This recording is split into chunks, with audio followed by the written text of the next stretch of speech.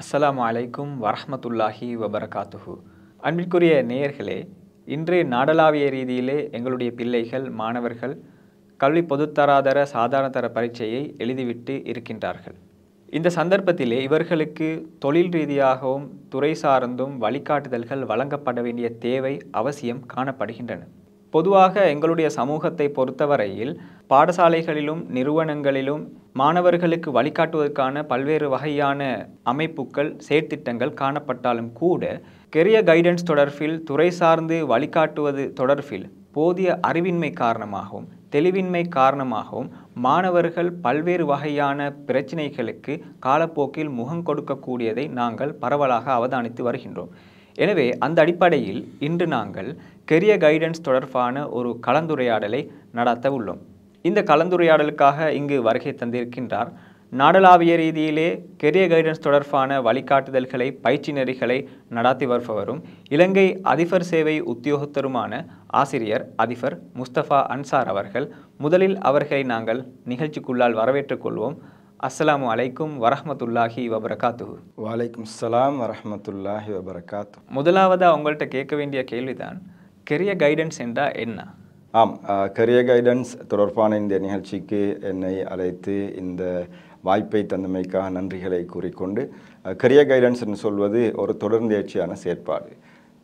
அதை நான் விளக்கமாக சொல்வதுன்னு சொன்னால், உண்மையாக இந்த கெரியர் கைடன்ஸ் என்று சொல்வது ஒரு மனிதருடைய வாழ்க்கையிலே அவர் தன்னுடைய எதிர்காலத்தை தீர்மானிப்பதற்காக அவருக்கு வழங்கப்படுகின்ற நிபுணத்துவ சேவையைத்தான் நாங்கள் கெரியர் கைடன்ஸ் என்று சொல்வோம்.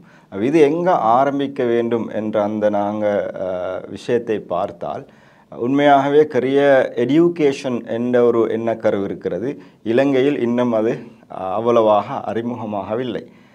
மேற்கத்திய நாடுகளில், வளர்ச்சியடைந்த நாடுகளில் கெரியர் எடியூகேஷன் என்ற அந்த எண்ணக்கருவு கூடாக ஆரம்ப முன்பள்ளி பாடசாலைகளில் இருந்து பிள்ளைகளுக்கு அவருடைய எதிர்காலம் பற்றி சிந்திப்பதற்கான வாய்ப்புகள் வழங்கப்படுகிறது.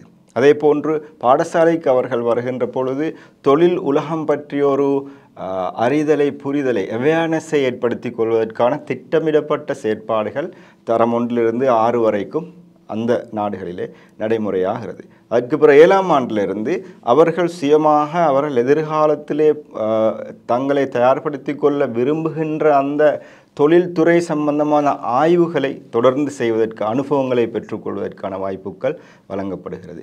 இப்படியான இந்த தொடர்ந்தேர்ச்சியான செயற்பாட்டில் அவர்கள் ஒரு கட்டத்துக்கு வருவார்கள், தீர்மானம் எடுக்கிறது, டிசிஷன் மேக்கிங்.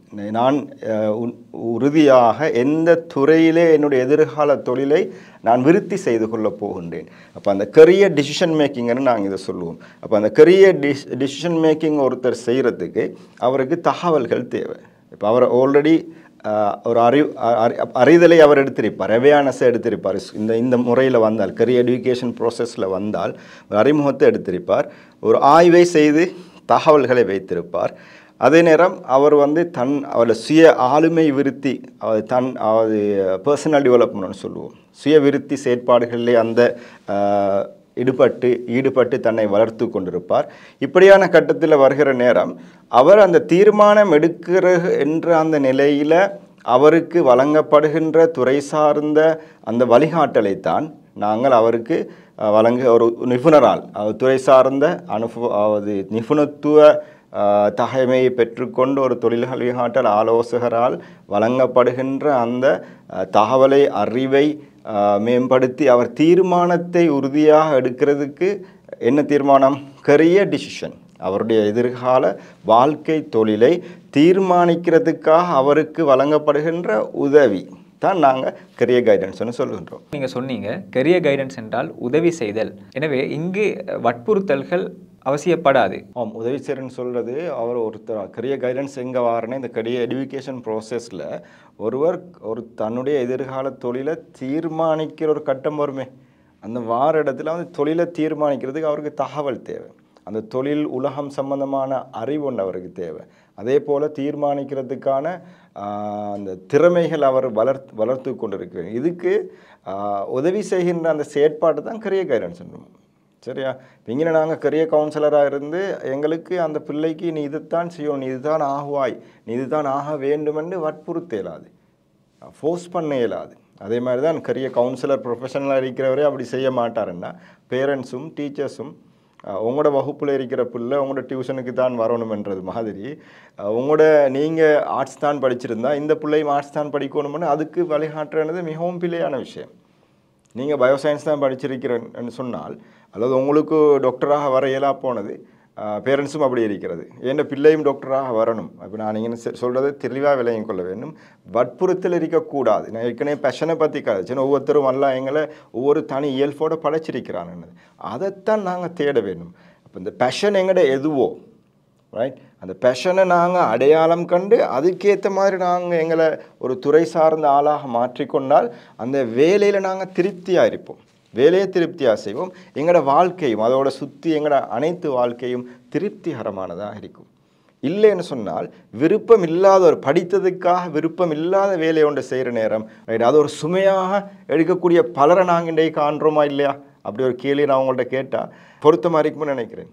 இந்த நிகழ்ச்சியை பார்த்து கொண்டு இருக்கிற சில நேரம் இது உண்மைதான், எங்களுக்கும் அப்படி ஒன்று இருக்கிற உணர்வீர்கள் நீங்களா? இது என்ன காரணம் என்றால் அவங்க ஒவ்வொருத்தரும் எதில் பேரார்வம் அவங்களுக்கு இருக்குதோ அதை நோக்கி அவர்களை வளர்கிறதுக்கு அவங்கள வழிகாட்டுறதுக்கு நாங்கள் வசதி செய்து கொடுக்குறது தான் கரியர் கைடன்ஸ்னு சொல்கிறது.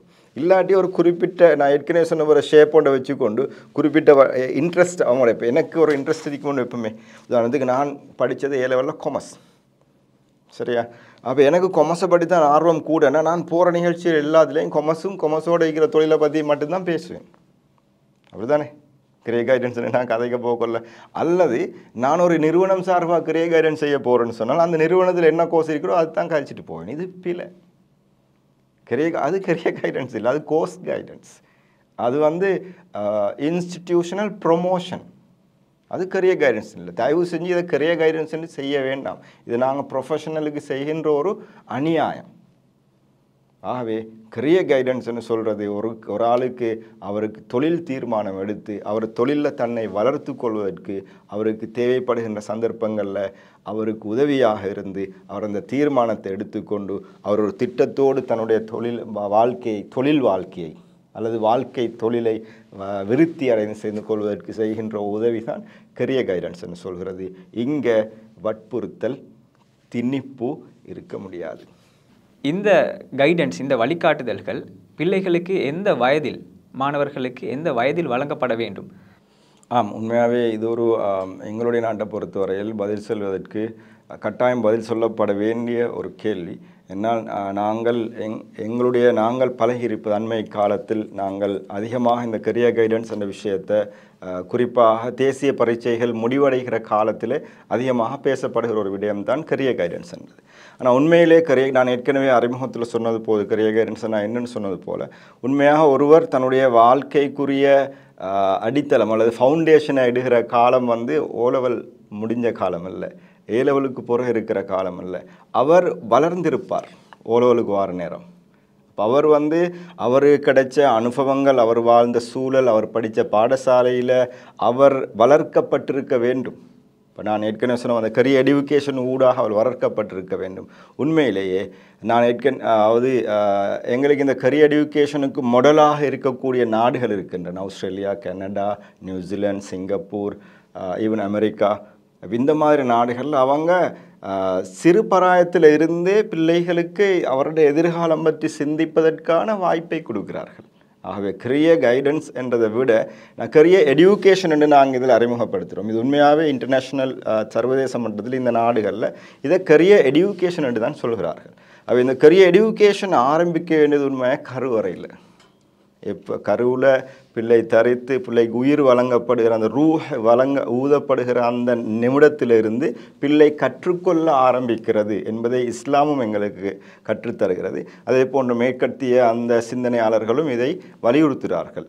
பெரும் அறிஞர்கள், உளவியலாளர்கள் இதை அவர்கள் நிறுவியிருக்கிறார்கள்.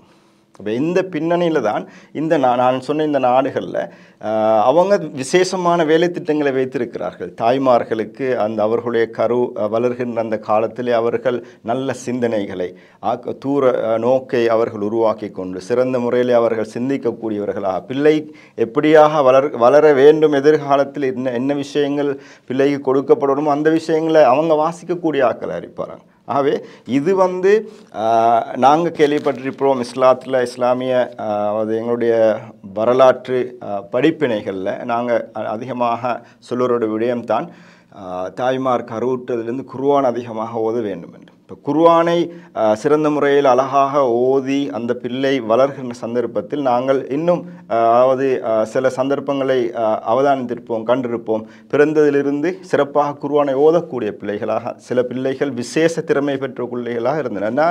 அது அவங்க திட்டமிட்டு வளர்த்திருக்கிறார்கள். சிலரிடம் திட்டமிடாமல் அந்த தாய் வந்து இயல்பிலேயே அந்த பழக்கம் உள்ளவராக குர்ஆனை அதிகமாக நேசிக்கிற ஓதக்கூடியவராக இருந்திருந்தால் அந்த பிள்ளைக்கும் அது கடத்தப்படும். ஆனால் இது எங்களுக்கு நல்லா தெரிந்திருந்தும் நாங்கள் இதை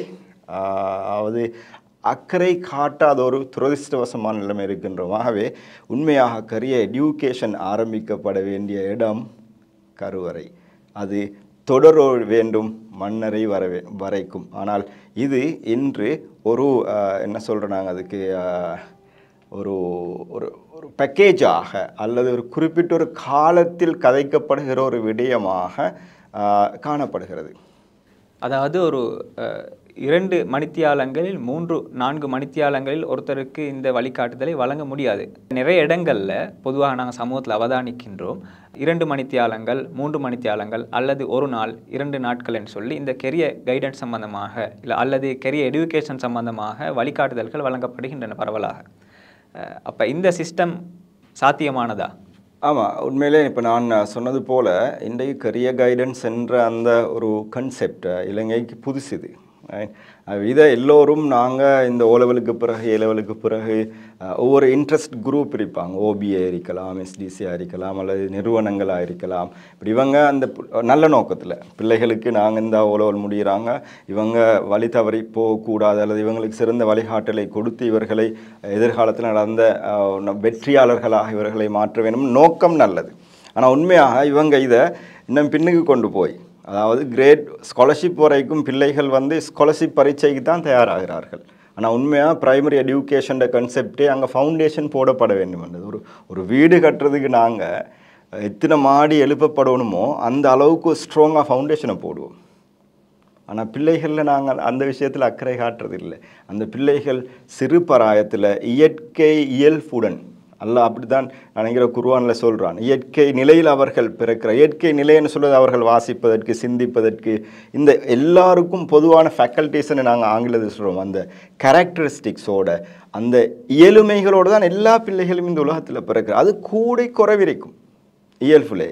அதே நேரம் சூழலும் அதை கூட அவங்க சூழலில் அவங்க கிடைக்கிற அனுபவங்களூடாக அது கூடி குறையலாம். ஒழிய 2 வகையான ஆட்கள் இருக்கிற, அதாவது படிக்க இயலாத ஒரு கூட்டமும் நல்லா படிக்கக்கூடிய ஒரு கூட்டம்னு ஒரு கூட்டம் இல்லை. எல்லோரும் அந்த படிக்கக்கூடிய இயல்பு நிலையில் தான் பிறக்கிறார்கள்.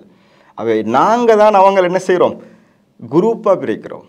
இங்கே பிரிக்கப்படுகிறது எதனால என்ன, எங்கட இயலாமையால். உண்மையாக இதுக்கு முதல் பொறுப்பு சொல்ல வேண்டியவர்கள் கரியர் எடியூகேஷன் என்று சொல்கிறது வீட்டில் ஆரம்பிக்கணும். கருவறைனா வீடு தானே. இப்போ வீட்டில் எங்களோட பெற்றோருக்கு இன்றைய வேலை உலகம் எப்படி இருக்கிறது தெரிஞ்சிருக்கணும், அப்படிதானே. அப்போ குறைஞ்சது அவங்க அதை அந்த காலத்திலேயாவது படிக்கணும். அப்போ தாயும் தந்தையும் எதிர்காலத்தில் எங்களோட பிள்ளை வரப்போகிற தொழில் உலகம் எப்படி இருக்கும், இன்றைக்கு மிக வேகமாக உலகம் மாறிக்கொண்டிருக்கிறது. அப்போ அது சம்பந்தமாகவாவது அவங்க டிஸ்கஸ் பண்ணணும். குறைஞ்சது இப்படி சொன்னால் சில இது ஒரு புதிய விஷயம் மாதிரி இருக்கும் எல்லாருக்கும். ஆனால் இது செய்யப்பட வேண்டியது, கட்டாயம் உங்களோட பிள்ளை எதிர்காலத்தில் ஒரு சிறந்த ஆளுமை உள்ளவராக வர வேண்டுமென்றால் நீங்கள் அவரை தானாக வளரவிடக்கூடாது, திட்டமிட்டு வளர்க்க வேண்டும். ஆகவே கரியர் எடியூகேஷன் என்று சொல்வது வீட்டில் ஆரம்பிக்கணும். வீட்டில் ஆரம்பிக்கிறேன்னு சொன்னால் இன்றைக்கு துரதிர்ஷ்டவசமாக இப்படியான ஒரு பின்னணியில் வளர்க்கப்பட்டவர்கள் எல்லாம் பெற்றோராகிக்கிறது, அப்படிதானே. அப்படி நான் சொன்னால் பிள்ளையாக இருக்காதுன்னு நினைக்கிறேன். ஏன்னா பாடசாலைகளில் இன்றைக்கு அதிகமாக போட்டி பரீட்சையை மையப்படுத்திய ஒரு செயற்பாடாகத்தான் கல்வி இன்றைக்கு சுருக்கப்பட்டிருக்கிறது. மேலதிக எக்ஸ்ட்ரா கரிக்குலர் செயற்பாடுகள், இணைப்பாட விதான செயற்பாடுகள் ஊடாகத்தான் ஒரு ஆள் வளர்க்கப்படுவார், அதாவது ஆளுமை வளர்க்கப்படும். பரீட்சை ஊடாக அந்த பரீட்சை சிலபஸுக்குரிய விடைகளை இதிலிருந்து எடுக்கப்படுகின்ற விடைகளுக்கு கேள்விகளுக்கு விடையெழுதக்கூடிய அந்த ஒரு மெக்கானிசத்தை தான் அவர்கள் படிக்கிறார்களே ஒழிய அவர்களுடைய அறிவு வளர்வதற்கான எந்த ஆதாரமும் அங்கு இல்லை. அறிவு வளர வேண்டுமென்றால் அந்த அல்லாஹ் இயற்கையில் எங்களுக்கு வச்சிருக்கின்ற அந்த இயல்புகளை நாங்கள் பயன்படுத்தி அறிவை தேட வேண்டும். நான் ஒரு கேள்வி கேட்குறேன் இப்போ உங்கள்கிட்ட. நீங்களும் பாடசாலை கல்வியை முடிச்சுட்டு நானும் நீங்கள் எல்லாருமே நாங்கள் எங்களுக்கு இன்றைக்கு 11, 12 அல்லது 13 புத்தகங்கள் இருக்குது பிள்ளைகளுக்கு. எங்களோட வீட்டில் எத்தனை பிள்ளைகள் ஆசையோடு ஆர்வத்தோடு அந்த அவங்களுக்கு தரக்கூடிய 13 புத்தகத்தையும் வருடம் முடியும் போது வாசித்து முடிக்கிற பிள்ளைகள் எத்தனை பேர் இருக்கிறாங்க? வாசிக்காமல் எப்படி அறிவு வளரும்? அந்த புத்தகங்களை நீங்கள் எடுத்து பார்த்தால் கல்வி முறையை விமர்சிக்கிறவர்கள் இருக்கிறார்கள், அவர்கள் அறியாமையால் தான் விமர்சிக்கிறார்கள். எங்களுடைய கல்வி முறை முழுமையாக 21ஆம் நூற்றாண்டுக்கு பொருத்தமானதாக, இன்றைக்கு பொருத்தமானதாக முழுமையாக இல்லாவிட்டாலும் பல்வேறு முயற்சிகளின் ஊடாக அது பல நகர்வுகளை எடுத்திருக்கிறது. அதாவது எங்களுடைய கரிக்குலம்லேயே இந்த கரியர் எடியூகேஷன் உள்வாங்கப்பட்டிருக்கிறது. சுகாதார பாடம், சிவிக்ஸ் எடியூகேஷன், குடியுரிமை கல்வி, சமய பாடம், அதே போன்ற ஆங்கில பாடம், இந்த பாடங்களின் ஊடாக இந்த எதிர்கால தொழிலுலகம் சம்பந்தப்பட்ட தலைப்புக்கள் பாடங்களில் உள்வாங்கப்பட்டிருக்கிறது.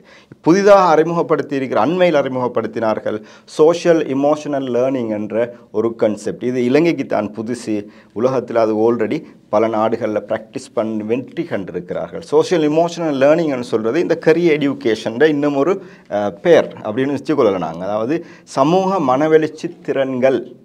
சமூக மனவெழுச்சி திறன்களில் பிரதானமானது சுய விளக்கம், செல்ஃப் அவேர்னஸ், சோஷியல் அவேர்னஸ், சமூகத்தை பற்றிய அவேர்னஸ், அடுத்தது அவருடைய இன்டர்பர்சனல் ரிலேஷன்ஷிப், ரைட், ஆளிடை தொடர்பாடல் திறன்கள். இப்படி பல்வேறு தனியாலே ஒரு தனி நபரை மிகச்சிறந்த ஆளுமை உள்ளவராக வளர்ப்பதற்கான அடிப்படைகளை கொண்ட எண்ணக்கருக்கள் பாடசாலை முறை மேலே இருக்கிறது. இப்போ இங்கே எது நடக்கணும்னு சொன்னால் பாடசாலைக்கும் வீட்டுக்கும் இடையில் ஒரு தொடர்பு வலுப்பெற வேண்டும். இதற்காக அந்த கரியர் எடியூகேஷன் எங்களுக்கு இருக்கிற இந்த விஷயங்களையாவது நாங்கள் புரிந்து அறிந்து அந்த அடிப்படையில் பிள்ளைகளை வளர விடாமல் இந்த எங்களோட எஜுகேஷன் சிஸ்டத்தில் இருக்கின்ற அந்த தரவுகளை, அந்த டூல்ஸை பயன்படுத்தி நாங்கள் அவர்களை வளர்க்க வேண்டும், திட்டமிட்டு வளர்க்க வேண்டும். அவங்க ஸ்காலர்ஷிப் ஃபெயில் ஆனதுக்கு, ஸ்காலர்ஷிப்பை தாண்டி வந்ததுக்கு பிறகு 6லேருந்து 9 வரைக்கும் எந்த ஒரு அதாவது முக்கியமான ஈடுபாடும் 2 பக்கத்திலேயும் இருந்து கிடைப்பது மிக குறைவு. 2 பக்கம் நான் சொல்கிறது தாய் தந்தை வீட்டில் இருந்தும் ஆசிரியர்களிடமிருந்தும் இந்த கவனம் குறைவாகத்தான் கிடைக்குது. ஓரளவுக்கு வந்ததுக்கு பிறகு அவனை நாங்கள் என்ன செய்யலாது, அந்த ஒரு 5-6 வருஷமாக வளர வேண்டிய அந்த அவனுக்கு கொடுக்கப்பட வேண்டிய அந்த திறமைகள், முக்கியமான திறமைகள், ஹியூமன் ஸ்கில்ஸ், பொட்டென்ஷியல்ஸ்ன்னு நாங்கள் சொல்லுவோம். ஒரு மனிதனுக்கு இருக்கின்ற மிக முக்கியமான திறமை தான், பொட்டென்ஷியல் தான், ஸ்கில் தான் திங்கிங் ஸ்கில், சிந்திக்கும் திறன். சிந்தனை திறனை வளர்த்து கொள்ளாத கல்வியில் என்ன பிரயோசனம் இருக்குது? சிந்தனை எப்போ வளரும்? அதாவது ஒருத்தர் சுயமாக தேடி படிக்க வேண்டும். இப்போ நாங்கள் அறிஞர்கள் என்று சொல்கிறோம் வரலாற்றில். இப்போ நாங்கள் இமாம் அபு ஹனீஃபாவாக இருக்கலாம், அல்லது நாங்கள் இங்கால பார்த்தா அல்-குவாரிஸ்மி, மேத்ஸுக்கு தந்தைன்னு நாங்கள் சொல்லுவோம், ரைட். அதே போல் இங்களை இப்னு சீனான்னு சொல்லுவோம். இவர்கள் எல்லார்களையும் உண்மையாகவே அறிஞர் என்ற பேருக்கு முழுமையாக தகுதி பெற்றவர்கள். ஏனென்றால் அவர்கள் அறிவை தேடி கற்றுக்கொண்டு பல்துறை அறிஞர்களாக இருந்தார்கள். ஆகவே அவர்கள் அறிவுக்கு சான்று பகன்றார்கள். அவர்கள் அறிவை அடுத்த ஜெனரேஷனுக்கு, அடுத்த பரம்பரைக்கு கடத்தினார்கள். இன்றும் அவர்கள் கதைக்கப்படுகின்ற, பேசப்படுகின்ற, வரலாற்றிலே முக்கியத்துவம் பெற்ற அறிஞர்களாக இருக்கின்றார்கள். ஆகவே எங்கட பிள்ளைகளையும் அப்படி நாங்கள் வளர்க்க வேண்டும், வளரவிடக்கூடாது. அப்போ இங்கே முக்கியமாக நாங்கள் கவனிக்க வேண்டிய விஷயம்தான் கரியர் எடியூகேஷன் என்ற கன்செப்ட் அங்கே தான் வருகிறது. ஆகவே பிள்ளைகளுக்கு எதிர்காலம் பற்றி சிந்திக்கிறதுக்கான சூழலை ஏற்படுத்தி கொடுக்க வேண்டும். அது வீட்டிலையும் ஏற்படுத்தி கொடுக்கப்பட வேண்டும். அந்த பிள்ளை வாழுகிற வீட்டு பொதுவான சூழல், ஊர் சூழலையும் அது இருக்க வேண்டும். அது பாடசாலையிலையும் இருக்க வேண்டும். ஏனென்று சொன்னால் துரதிர்ஷ்டவசமாக இன்று எங்களுடைய ஊர்களிலே முன்மாதிரிகளாக பார்க்கக்கூடிய அறிஞர்கள் என்று முன்மாதிரிகளாக பார்க்கக்கூடியவர்கள் மிக குறைவாக இருக்கிறார்கள். தொழில் செய்யக்கூடியவர்கள் இருப்பார்கள். சில தொழில்கள், எங்கள் நாட்டை பொறுத்தவரையில் சில குறிப்பிட்ட சில தொழில்கள் தான் தொழில்கள் என்ற ஒரு அவேர்னஸ் தான் இருக்கிறது. பரந்த விரிந்த இன்றி மாற்றத்துக்குள்ளாகின்ற இந்த தொழிலுலகம் பற்றிய எந்த ஒரு அவேர்னஸும் சமூகத்தில் இல்லை. ஆகவே இந்த நிலை மாற்றப்பட வேண்டும். ஆகவே இப்படி ஒரு பெரிய வேலை இருக்கிற நேரம் நாங்கள் ஓலவலுக்கு பிறகு ஏலவலுக்கு பிறகு கரியர் கைடன்ஸ் என்ற டாப்பிக்கில் ஒரு 2 மணித்தியாலம் 3 மணித்தியாலம் அந்த ஒரு நல்ல நோக்கத்தில் அதை செஞ்சாலும் கூட அது நிச்சயமாக சஸ்டெயினபிளாக நிலைபேறானதாக இருக்காது.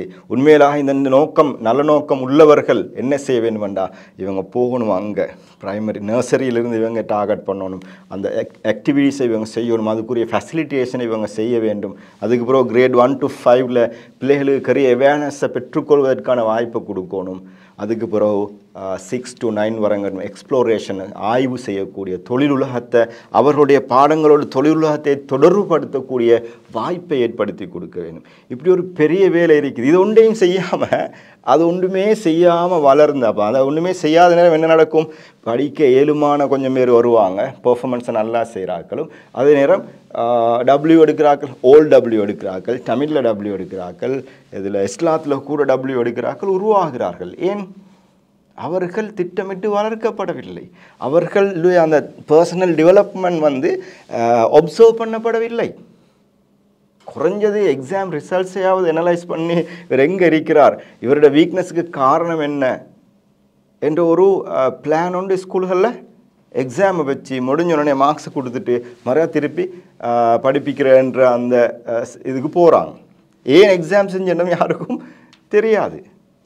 நான் என்னோட அனுபவத்தில் நான் பல முறை அதை ஆசிரியர்களுக்கு வலியுறுத்தி இருக்கிறேன். நாங்கள் எக்ஸாம் செய்கிறத அனலைஸ் பண்ணி பிள்ளைகள் எங்கே இருக்கிறாங்கன்றதை அடையாளம் கண்டு அவங்க இருக்கிறதுக்கு பாசிட்டிவ் என்னது நெகட்டிவ் என்னதுன்ற கண்டு அவங்கள இன்னும் வளர்ச்சிக்கு நோக்கி கொண்டு போகிறதுக்கு வழிகாட்ட வேண்டும். அவங்களுக்கு மட்டுமல்ல, பேரண்ட்ஸுக்கும். அப்போ இதை செய்ய வேண்டிய பொறுப்பு பாடசாலைக்கு இருக்கிறது.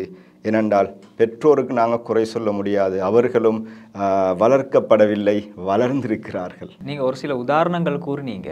ஆரம்ப காலத்திலெல்லாம் பல்துறை சார்ந்து அறிஞர்கள் உருவாகியிருந்தார்கள், பல்துறை சார்ந்தவர்கள் எல்லாம் உருவாகி இருந்தார்கள் என்று. இன்னைக்கு குறிப்பிட்ட துறைகள் மாத்திரம்தான் படிக்க வேண்டும், குறிப்பிட்ட துறையில் மாத்திரம்தான் செல்ல வேண்டும் என்று வழிகாட்டப்படுவதற்கான காரணம் என்ன?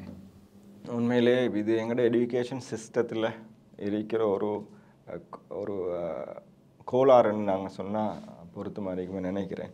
ஏன்னா சின்ன வயசுலேருந்து இப்போ நான் ஆரம்பத்தில் சொன்னது போல் பேரண்ட்ஸுக்கு பெரிய அளவிலான ஒரு அவேர்னஸ் இல்லை தொழில் உலகம் பற்றி. இப்போ அவங்களோட அனுபவத்தில் கண்ட விஷயங்களை தான் அவங்களுக்கு தெரியும். அதைத்தான் என்ன செய்வாங்க, பிள்ளைகளுக்கு கடத்துவாங்க. அப்படிதானே? ஆகவே இப்போ நீங்கள் கேட்ட கேள்விக்குரிய விஷயம் என்னென்னு சொன்னால், இதை நாங்கள் எங்களோட சிஸ்டத்தை நாங்கள் சொல்லுவோம் ஃபேக்டரி மாடல் அண்டு எஜுகேஷனை. இந்த ஃபேக்டரி மாடல் என்னென்னு சொல்கிறேன்னா, ஒரு பொருளை உற்பத்தி செய்யணும்னா ஒரு செயின் ஸ்டெப் பை ஸ்டெப்பான ஒரு ப்ரொசஸில் தான் ஒரு பொருள் உற்பத்தி ஆகும். முதலாவது இப்போ காரன் உற்பத்தி செய்யணும்னா முதலாவது செஸ்ஸி செய்வாங்க. இப்போ அது என்ஜின் தனியாக செய்யப்படும், அதோட மிரர்ஸ் வேறு இடத்துல செய்யப்படும், ரைட்? அப்போ பிறகு வார இடத்துல எல்லாரும் ஒரு இடத்துக்கு கொண்டு வந்து அசெம்பிள் பண்ணுவாங்க. இப்போ இப்படி எங்களோட பிள்ளைகள் இப்போ காரில் நாங்கள் எத்தனையோ மாடல் கார் இருக்கிறேன். அப்படி தானே? இப்போ எங்களுக்கு கார் ஒன்று எடுக்கணும்னு சொன்னால் அதே மாதிரி டிவி ஒன்று எடுக்கணும்னா, ஃபோன் எடுக்கணும்னா எத்தனையோ பிராண்ட் இருக்கிறேன். ஆனால் நாங்கள் எங்களோட பேரண்ட்ஸ், டீச்சர்ஸ் எல்லா பிள்ளைகளும் ஒரே பிராண்டாக வரணும்னு எதிர்பார்க்குறேன். நான் இது தெளிவாக விளங்குறாய். இங்கே தான் பிள்ளை இருக்கிறது. அது ஒவ்வொன்றும் தனித்தனி பிராண்டாக வேண்டிய பிள்ளைகள். அவங்க தானாக தங்களை தேடுறதுக்கு வாய்ப்பு கொடுக்கப்பட வேண்டும். இல்லை, எங்களை எதற்காக படைத்தான் என்னதை நாங்கள் தேடுறது தான் எங்களோட வாழ்க்கை. எல்லாரையும் டாக்டராக படைக்கல, எல்லாரையும் இன்ஜினியர் ஆகிறதுக்கு இங்கே படைச்சில்லை. அவர் டாக்டர் ஆகினாலும் இன்ஜினியர் ஆகும், எல்லாருக்கும் பொதுவான பணி ஒன்று இருக்குது இந்த உலகத்தில். அப்படி தானே? ஆகவே பிள்ளைகள் தங்களை அறிந்து கொள்வதற்கு வாய்ப்பு கொடுக்கப்படாமல் எல்லோருமே ஒரே ஷேப்பில், இப்போ நீங்கள் பார்க்கலாம் சோஷியல் மீடியாவில் வரும், மரமண்டை கொண்டு வந்து பிக்சர்ஸ் வருது சோஷியல் மீடியா, ஃபேஸ்புக்கில், வாட்ஸ்அப்பில் எல்லாம் வரும். பிள்ளையை கொண்டு வந்து பாடசாலையில் கொடுக்குற நேரம் அது அப்போ தான் தளிர் விட ஆரம்பிக்குது. கொப்புகள் அந்த இலைகள் வார மாதிரி தளிர் விட ஆரம்பிக்குது. ஆனால் ஸ்கூலுக்கு வந்தோடனே கத்திரியை வச்சுக்கொண்டு அதை வெட்டி ஷேப் ஆக்குற வேலையை தான் யார் செய்கிறது? எல்லாரையும் ஒரே ஷேப் ஆக்குற வேலையை டீச்சர்ஸ் மாதிரி ஸ்கூல் செய்யுது. ஆனால் எஜுகேஷன் சிஸ்டம் இப்படி தான் செய்யுங்கோண்டு 100% அப்படி இல்லை. பிள்ளைகளை வளர விட வேண்டும். அதற்காகத்தான் பிரைமரி கரிக்குலமே பிள்ளைகள் தங்களுடைய ஆளுமையை அறிந்து தங்களுடைய திறமைகளை வெளிக்காட்டுக் கொள்வதற்கான வாய்ப்பை அங்கே வழங்கியிருக்கிறது. துரதிர்ஷ்டவசமாக பெரியவர்கள் பிள்ளைகளை இயற்கையாக வளர விடுவதில்லை. அவர்கள் ஒரு ஷேப்பை வச்சுக்கிறாங்க. அப்போ இது மாற வேண்டும். அதாவது மைண்ட் செட் மாற வேண்டும். யாருட பிள்ளைகளை வளர்க்கிறவர்களுடைய மைண்ட் செட் மாற வேண்டும். அப்போ இவங்க இன்றைக்கு நாங்கள் பார்க்கலும் எங்களோட சிஸ்டத்துலேருந்து வெளியில் வர ஆக்களை பார்ப்போமே. நாங்கள் ஸ்கூலில் கிரேட் 1 இருந்து 11ஆம் ஆண்டு வரையும் படிக்கிற பிள்ளைகள், எல்லா பிள்ளைகளும் பரீட்சையில் குறைஞ்சி சித்தி அடைகின்ற பாடசாலைகள் எத்தனை இருக்கிறேங்கட. அப்போ எங்கள் கோளாறு இருக்கிறா இல்லையா? அது எப்படி ஃபெயில் ஆகலும்? 11 வருஷம் படித்த பிள்ளை உண்டு எப்படி தமிழ் மொழியில் தேர்ச்சி இல்லாமல் போகலும்? எப்படி இஸ்லாம் பாடம் அடிப்படைகள் தெரியாத ஒரு பிள்ளையாக வளரலும் 11 வருஷம் படித்து? என்னென்னா இவங்க எல்லாருக்குமே ஒரே சேலஞ்சை கொடுக்குற, அது இயற்கைக்கு மாற்றமானது இல்லைங்கண்ணா. இயற்கைக்கு மாற்றமானது. உதாரணத்துக்கு இதை இன்றைக்கு உளவியலாளர்கள்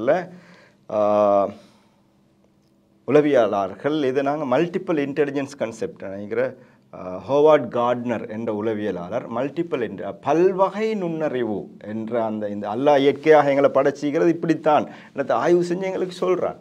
அப்போ அந்த நுண்ணறிவில் நாங்கள் பார்க்கலும் லாஜிக்கல் இன்டெலிஜென்ஸ் உள்ளாக்கள் இருப்பாங்க. அதே மாதிரி வேர்பல் இன்டெலிஜென்ஸ் நல்லா பேச்சாற்றலுள்ள, அதே மாதிரி லெட்டர்ஸ் எழுதக்கூடிய வாசிக்கிறதுல ஆர்வம் உள்ள ஆக்கள், ரைட். இதே போல் ஸ்பேஷியல் இன்டெலிஜென்ஸ்னு சொல்லுவோம் நாங்கள், ரைட். இடத்தை மெப்பை இலகுவாக புரிஞ்சு கொள்ளக்கூடிய ஆக்கள்.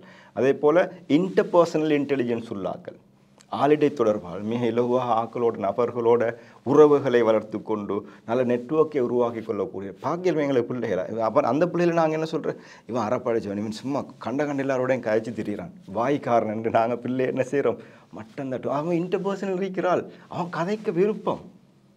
இப்போ இது அவனை இயற்கை நிலைமை வளர விடாமல் தடுக்கிறது யார்? அதே போல் இன்ட்ரா பர்சனல்னு சொல்லுவோம், அவன் யாரோடையும் கதைக்க மாட்டான். இன்ட்ரா பர்சனல்னா அவன் தன்னோட அதிகமாக தன்னை பற்றி யோசித்து உள்ளார்ந்த கற்பனை உலகத்தில் வாழக்கூடியவன். அப்போ அப்படி ஒருத்தர் எங்களோட பிள்ளையாக இருந்தால் யாரோடையும் கதைக்கிறல்லே, ஊமையாக இருக்கிற அவனை கொண்டு போய் கவுன்சிலிங் கொண்டு போகிறோம் எங்கள் டாக்கு இல்லையா? இந்த பிள்ளையை விளங்கி கொள்ளாததால் நடக்கிற விஷயம். இப்போ வகுப்பறையில் போனால் எல்லா பிள்ளைகளையுமே உற்சாகமாக இருக்கணும், எல்லா பிள்ளைகளும் பேசணும், எல்லா பிள்ளையும் எழுதுறாளாக இருக்கணும் என்ன எங்கள் டாக்கில் எதிர்பார்க்குறேன். அதை நான் அந்த ஒரே மாடல்னு சொன்னது அப்படி தானே. அங்கே அவன் விருப்பமாக இருப்பான், அவன் எலும்பி ஒருத்தன் இருப்பான் அந்த ஃபிசிக்கல் இன்டெலிஜென்ஸ் உள்ளவன், ரைட். அப்போ அவனுக்கு ஒரு இடத்துல இருக்கேலா, அவன் உண்டு ஒலிம்பி இருப்பான், கையை பயன்படுத்தி அவன் வேலை செய்கிறதுக்கு விரும்புவான், ரைட். அப்போ அவன் ஃபிசிக்கலாக ஆக்டிவாக இருக்க. அதனால தான் நாங்கள் என்ன சொல்கிறோம், இந்த ஆக்டிவிட்டி பேஸ்ட் லேர்னிங்னு நாங்கள் இந்த ஸ்கூலில் சொல்கிறோம். அப்படி தான் செய்யணுமென்றது சிஸ்டமாக. துரதிர்ஷ்டவசமாக இன்னும் டீச்சர் டாக் தான் நடக்குது. டீச்சர் கதைக்கிற பிள்ளைகள் நோட்ஸையும் சொல்லி கொடுத்து எழுதி கொள்கிற மாதிரி தான் இன்னும் இருக்குது. இனி இப்படி வளர்த்தா ஃபெயில் ஆகுவாங்க தானே, அப்படி தானே, ரைட். ஆகவே நீங்கள் கேட்ட கேள்விக்கு நான் நினைக்கிற தெளிவான பதில் ஒன்று கிடச்சிருக்கும். ஒரு மாடலில் எல்லாரையுமே ஒரு அச்சில் போட்டு வார்க்கையிலாது. இப்போ அவங்கள ஒவ்வொருத்தரையும் எல்லாம் தனித்தனி இயல்போட இப்போ நாங்கள் இந்த வீடியோ ஒன்று செய்கிறோம். வீடியோ இந்த இதை ப்ரொடியூஸ் பண்ணுறதுக்கு ஒரு தனியாளால் மட்டுமேலுமா? இங்கே எத்தனையோ பேர் இதில் இன்வால்வ் ஆகிறாங்க, ரைட். இவங்கெல்லாம் அவங்கள சின்ன காலத்திலே அடையாளம் கண்டு இந்த இடத்துக்கு வந்தாக்கள் இல்லை, பிறகு அவங்களுக்கு கிடைச்ச வாய்ப்புகள் தேடல்களில் அவங்க உருவாகிருக்கிறாங்க. அப்போ இதையே நான் என்ன கான்செப்ட் நான் சொல்ல வரேன், கரியர் எஜுகேஷன். நாங்கள் சின்ன வயசுலேருந்து அந்த பிள்ளை அவனுக்கு விருப்பமான அவனோட பேஷன் வேறு ஆர்வம் உண்டு இருக்கும் எல்லாருக்குமே. அது எல்லாருக்கும் பொதுவானது இல்லை, தனித்தனியானது, தனித்துவமானது. அப்போ இதை நாங்கள் அவங்களுக்கு விளங்கி உணர்வுபூர்வமாக அவர்கள் அதை உணர்ந்து அறிந்து அந்த திசையை நோக்கி அவர்கள் போகிறதுக்கு அவர்களுக்கு வழிகாட்ட வேணும், வசதி செஞ்சு கொடுக்க வேணும். அதை நான் ஏற்கனவே சொன்ன மாதிரி வெட்டி விடப்படாது. தளிரிலே அவங்களோட அந்த எல்லா இயற்கையில் அவங்கள படைச்சிக்கிற விஷயத்தை அவங்க நோக்கி போகிறதுக்கு நாங்கள் தடை போடக்கூடாது. அதை நெறிப்படுத்தி அவங்கள வளர விட வேண்டும், வளர்றதுக்கு வாய்ப்புகளை ஏற்படுத்தி கொள்ள வேண்டும். எனவே என்னுடைய அன்பான எல்லோருக்கும், இந்த நிகழ்ச்சியை பார்த்து கொண்ட அனைவருக்கும், பிள்ளைகளை தானாக இயற்கை நிலையே வளர்வதற்கு நீங்கள் அவர்களுக்கு வாய்ப்புகளை ஏற்படுத்தி கொடுங்கள், வளர்வதற்கு திட்டமிட்டு பயிற்சிகளை கொடுங்கள். நிச்சயமாக அனைவரும் அவர்கள் எதற்காக படைக்கப்பட்டிருக்கிறார்களோ அந்த துறையிலே வெற்றி பெறக்கூடிய வாய்ப்போடு இந்த உலகத்தில் இருக்கிறார்கள். அதுக்கு நாங்கள் என்ன செய்யக்கூடாது, தடையை போடக்கூடாது. அப்போ இந்த விஷயத்தில் தான் கரியர் எஜுகேஷன் என்ற கன்செப்ட் இந்த தொடர்ந்தேர்ச்சியான இந்த செயற்பாட்டை தான் எங்களுக்கு சொல்லித் தருகிறது. 9 எடுத்த ஒரு பிள்ளை A லெவலில் ஃபெயிலாக போகிறாங்க. இதுக்கு என்ன காரணம்? உண்மையிலே இப்படி பலர் இருக்கிறார்கள். நான் எனக்கு சில நேரம் இந்த கைடன்ஸு கரியர் கைடன்ஸுக்காக சிலர் அழைப்படுத்தி இது சம்பந்தமாக கதைப்பார்கள். உண்மையிலே அந்த மாதிரியான ஒரு சூழல் உருவாக பிரதான காரணம் நான் இவ்வளோ நேரம் கதைச்சி வந்த அந்த பின்னணியில் இந்த பிள்ளைகளை வழிகாட்டுறதுக்கு பதிலாக அவர்கள் அட்வைஸ் பண்ணி கைடன்ஸுக்கும் அட்வைஸுக்கும் வித்தியாசமே. கைடன்ஸ் நான் சொன்னது போல் அவர்களுடைய வாழ்க்கையை தீர்மானிக்கிறதுக்கு உதவி செய்கிறது தான் கைடன்ஸ். அவருக்குன்னு ஒரு வாழ்க்கையை தீர்மானித்து இதைத்தான் நீ செய்யணும் என்று சொல்கிறது அட்வைஸ் பண்ணுறது. எங்களோட சமூகத்தில் எங்களோட குடும்பங்களில் எங்களோட பாடசாலைகள் இன்றைக்கு கூடுதலாக எது நடக்குது? கைடன்ஸாக அட்வைஸ் தான் நடக்கிறது.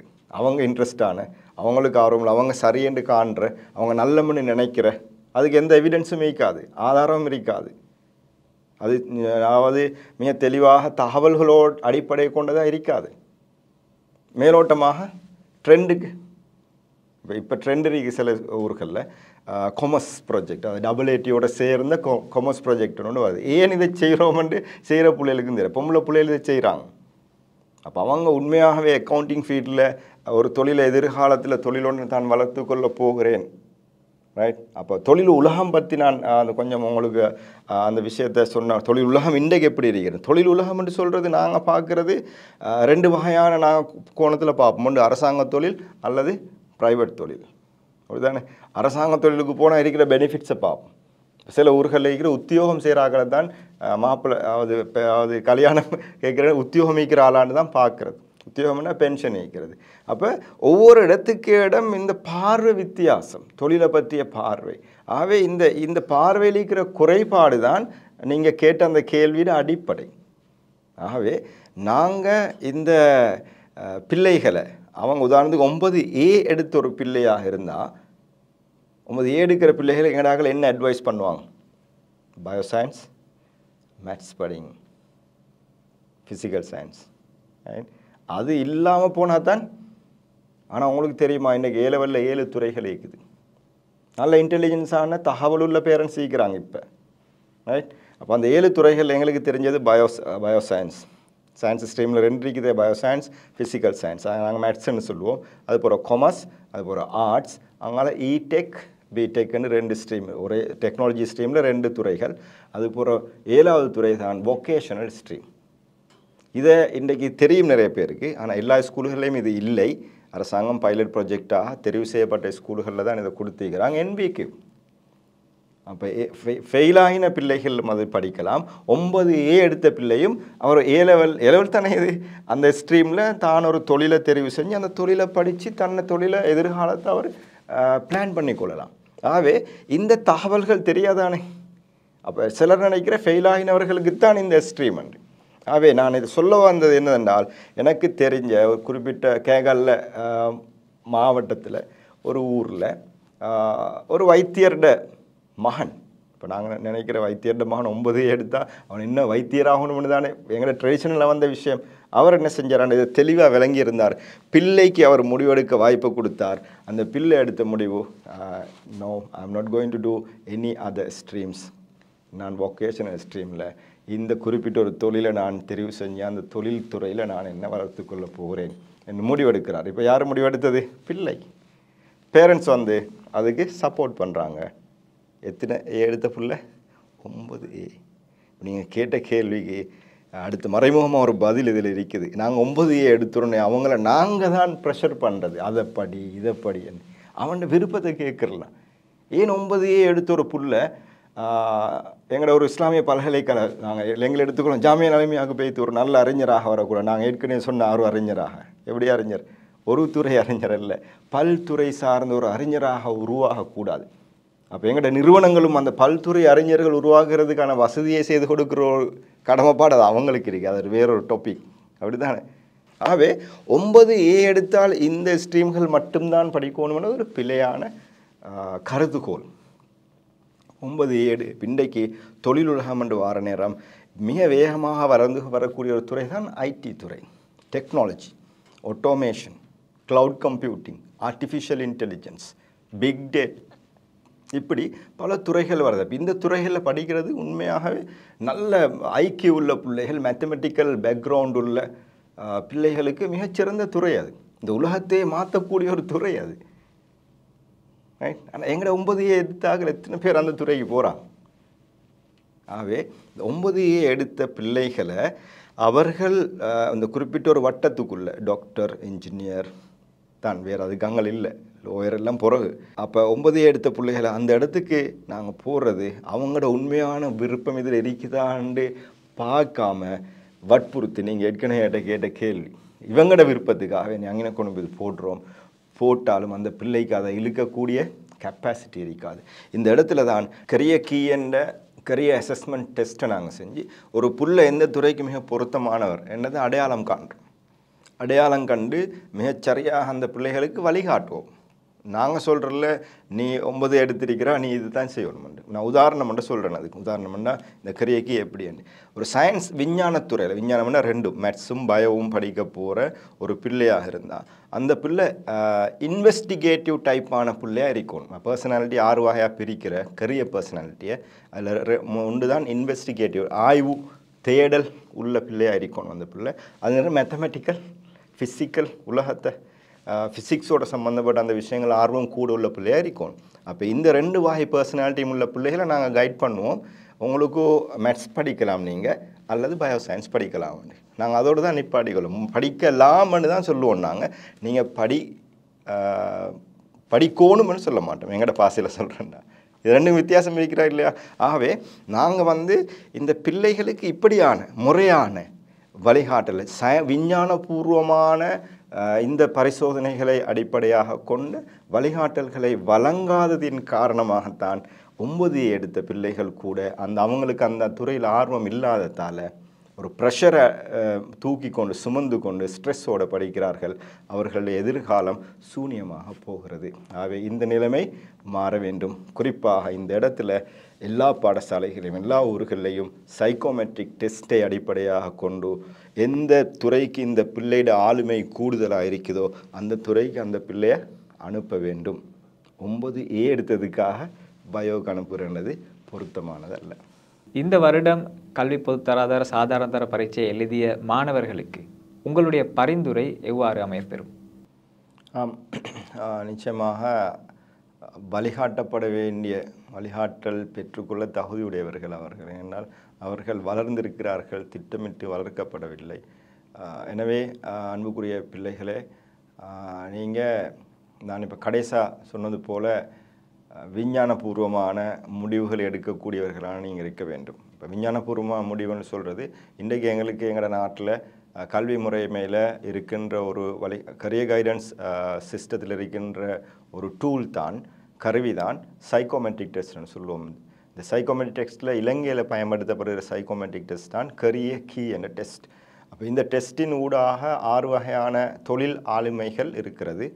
அந்த டெஸ்ட்டை செய்வதனூடாக நீங்கள் உங்களுக்குள்ள எந்த வகையான தொழில் ஆளுமைகள் தொடர்பாக ஆர்வம் கூட இருக்கிறது என்பது விஞ்ஞானபூர்வமாக ஒரு விடையாக உங்களுக்கு கிடைக்கும்.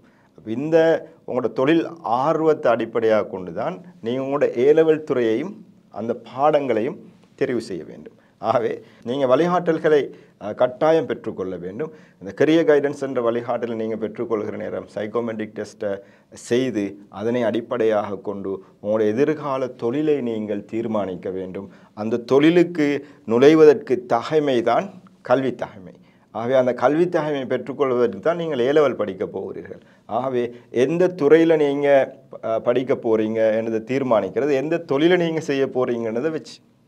அது 9A எடுத்த பிள்ளையாக இருக்கலாம், 3Cயும் 3S எடுத்த பிள்ளையாக இருக்கலாம். யாரும் உயர்கல்வியை கற்றுக்கொள்வதற்கு தகுதி உடையவர்கள், கம்பீட்டன்சி உடையவர்கள். எனவே பிள்ளைகளே, உங்களோட தீர்மானம் இந்த கரியர் டெஸ்ட்டை அடிப்படையாக கொண்டு விஞ்ஞானபூர்வமான தீர்மானமாக இருக்க வேண்டும். அதற்கான முறையான வழிகாட்டல்களை நீங்கள் பெற்றுக்கொள்ளுங்கள். அதே நேரம் இந்த செய்தியோடு பிள்ளைகளுக்கு இந்த செய்தியை சொல்வதோடு பாடசாலை சமூகத்துக்கும் இந்த செய்தியை சொல்ல வேண்டும். முடியுமானால் நீங்கள் ஒவ்வொரு பாடசாலையிலையும் இந்த வழிகாட்டலை முறையான கரியர் கைடன்ஸை வழங்கக்கூடிய வளவாளர்களை அடையாளம் கண்டு இவர்கள் உங்களுடைய பிரதேச சபைகளில் இருக்கிறார்கள், அரசாங்கத்தால் பயிற்றுவிக்கப்பட்டவர்கள் இருக்கிறார்கள், பாடசாலையிலே கரியர் கவுன்சிலர் கவுன்சிலிங் டீச்சர்ஸ் இருக்கிறார்கள், அவர்களை நாங்கள் பயிற்றுவித்திருக்கிறோம். நீங்கள் வளவாளர்னு சொல்கிற நேரம் இலங்கையில் இருக்கிற மிகச்சிறந்த வளவாளரை தான் கொண்டு வரணும் என்று யோசித்தால் அங்கே ஒரு சவால் வரும். ஆகவே உங்களுடைய பிரதேசத்தில் இருக்கின்ற வளவாளரையாவது பயன்படுத்தி நீங்கள் இந்த பிள்ளைகளுக்கு கரியர் கீ டெஸ்ட்டை செய்ய வைத்து அவர்கள் எந்த துறையிலே ஆர்வம் உள்ளவர்களாக இருக்கிறார்கள் என்பதை விஞ்ஞானபூர்வமாக அடையாளம் கண்டு அவர்களுடைய எதிர்கால தொழில் துறையை தீர்மானித்து அதற்கு அமைவாக உயர்கல்வி உயர்தரத்தை தீர்மானிப்பதற்கும் அந்த உயர்தரத்திலே அவர்கள் படித்து பல்கலைக்கழகத்திலே என்ன பட்டத்தை அவர்கள் பெறுவதற்கு எதிர்பார்க்கிறார்கள் என்னத்தையும் தீர்மானித்ததுக்கு வழிகாட்டி அந்த பல்கலைக்கழக பட்டத்துக்கு நுழைகிறதுக்கு என்ன பாடம் தேவையானதை வச்சு தான் பாடத்தை தீர்மானிக்கிறோம். டியூட்டரில் இருக்கிற பாடத்தை எல்லாம் தீர்மானிக்கிறது அல்லது ஸ்கூலில் ஒரு குறிப்பிட்ட ஒரு பாடத்தை படித்து கொடுக்குற சேர் இருக்கிறதுக்காக பாடத்தை தீர்மானிக்கிறது உண்மையாக பிள்ளைகளில் தெரிவுக்கு நாங்கள் செய்கின்ற தெரிவு சுதந்திரத்துக்கு செய்கின்ற ஒரு அநியாயம். ஆகவே முறையான வழிகாட்டலை அவர்களுக்கு வழங்கி முதலாவது அவர்கள் அறிந்து கொள்ள வேண்டியது எதிர்காலத்தில் நான் என்ன செய்ய நான் இதுக்கு தெளிவான உதாரணத்தை சொல்கிறேன்டா. டாக்டர் ஆகணும்னு தானே பயோசயின்ஸ் படிக்கிறேன், ஆர்ட்ஸ் படிக்கிறவர்கள் என்னத்துக்காக படிக்கிறேன்? ஆகவே டாக்டர் ஆகணும்னு பயோசயின்ஸ் படிக்கிற மாதிரி பயோசயின்ஸ் படிக்கிற எல்லாரும் டாக்டராக முடியாத யதார்த்தமும் இலங்கையில் இருக்குது. ஆகவே பயோசயின்ஸ் படிக்க போகிறேன்னா நான் என்னென்ன குறைந்தது 3 தொழில்களை தீர்மானிக்க வேண்டும். மேத்ஸ் எனக்கு அது மெடிக்கல் ஃபேக்கல்ட்டி கிடைக்கலன்னா அடுத்த ஃபேக்கல்ட்டி என்ன நான் போகிறது. அப்போ இது தீர்மானிக்க தகவல் தேவை தானே எங்களுக்கு. இந்த தகவல் இல்லாமல் நாங்கள் தீர்மானம் எடுக்கலாது. அப்போ இந்த தகவல்களே தெரியாதாக்கள் நாங்கள் வழிகாட்ட முடியாது, அட்வைஸ் பண்ணலாம். ஆகவே தயவு செய்து அட்வைஸ் பண்ண வேண்டாம். உங்களோட அட்வைஸை நீங்கள் முறைப்படி செய்கிறதுக்கு விருப்பமுள்ள ஆட்களாக இருந்தால் வழிகாட்டலை செய்யுங்க. வழிகாட்டல் செய்கிறதுக்கு மிக பொருத்தமான வளவாளர்களை நீங்கள் வரவழைத்து அந்த வழிகாட்டலின் ஊடாக மிகச்சிறந்த தொழில் தீர்மானத்தை எடுத்து அந்த தொழிலுக்கு நுழைவதற்கு தேவையான தகைமையையும் தீர்மானித்து தகைமையை பெற்றுக்கொள்வதற்கு எந்த துறையில் நான் படிக்க வேண்டும் என்று தீர்மானிக்கிற சுதந்திரத்தையும் பிள்ளைக்கு கூடும். அது 9A எடுத்த பிள்ளையாக இருக்கலாம், 3C 3S எடுத்த பிள்ளையாக இருக்கலாம். மிகச்சிறந்த முறையில் விஞ்ஞானபூர்வமாக தீர்மானம் எடுக்கக்கூடியவர்களாக பிள்ளைகள் நீங்கள் இருக்க வேண்டும். வழிகாட்டுபவர்கள், அதுக்கு வசதி செய்து கொடுப்பவர்களும் அப்படியான ஒரு தீர்மானத்தை எடுக்கிறதுக்கு வசதி செய்து கொடுத்தல் தான் மிக பொருத்தமானது என்பது என்னுடைய தாழ்மையான அபிப்பிராயம். ஆம், இன்றைய இந்த கலந்துரையாடல் பல்வேறு வகையிலும் பயனுள்ளதாக அமைந்திருக்கும் என்று நம்புகிறோம். அந்த அடிப்படையில் சந்திப்போம் இன்னும் ஒரு கலந்துரையாடலில், இன்னும் ஒரு நிகழ்ச்சியில்.